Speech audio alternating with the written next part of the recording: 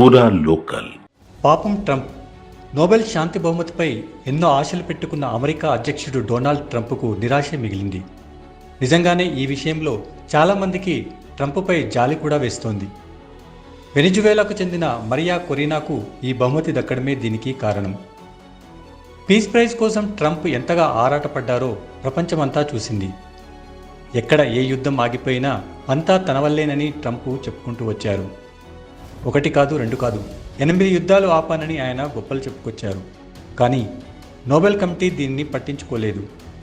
Trump నామినేషన్ను పక్కన పడేసింది. తాను అధికారంలోకి వచ్చినప్పటి నుంచి ట్రంప్ నోబెల్ శాంతి బహుమతిపై ఉన్న మక్కువను ఎక్కడా దాచుకోలేదు.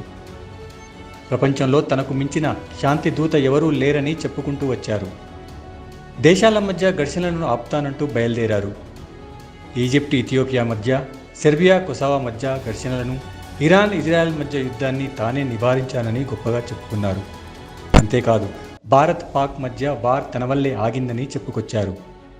ఇంత చేసిన ట్రంప్కు ఎందుకు నోబెల్ బహుమతి దక్కలేదన్న దానిపైనే ఇప్పుడు అంతా చర్చించుకుంటున్నారు.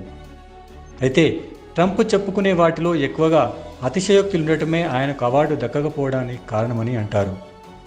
ఈజిప్ట్ ఇథియోపియాల మధ్య, సెర్బియా కొసావోల మధ్య ట్రంప్ చెప్పిన స్థాయిలో ఘర్షణలు లేవని అంటారు. ఇక భారత్ పాక్ల మధ్య యుద్ధాన్ని ఆపానని ట్రంప్ ఎంత చెప్పినప్పటికీ భారత్ దీన్ని అంగీకరించలేదు. ఒక్క ఇజ్రాయెల్ విషయంలో తప్పిస్తే ట్రంప్ పెద్దగా సాధించిందేమీ లేదు. ఇక కొన్నేళ్లుగా సాగుతున్న రష్యా ఉక్రెయిన్ల మధ్య వార్ను ట్రంప్ ఆపలేకపోయారు. ఇది ట్రంప్ వైఫల్యమేనని చెప్పొచ్చు. అందువల్ల ట్రంప్కు నోబెల్ దక్కలేదని అంటారు. ట్రంప్ ప్రయత్నాలు కూడా చాలా వరకు నోబెల్ నామినేషన్ గడువు తర్వాత చేసినవిగా. ఇజ్రాయెల్ హమాస్ ఒప్పందం అయితే కేవలం కొద్ది రోజుల ముందు జరిగింది మాత్రమే. అందువల్ల ట్రంప్ దీన్ని దక్కించుకోలేకపోయారని చెబుతారు. ఇక ట్రంప్ వచ్చే ఏడాది నోబెల్ బహుమతి కోసం ఎదురు చూడాల్సిందే.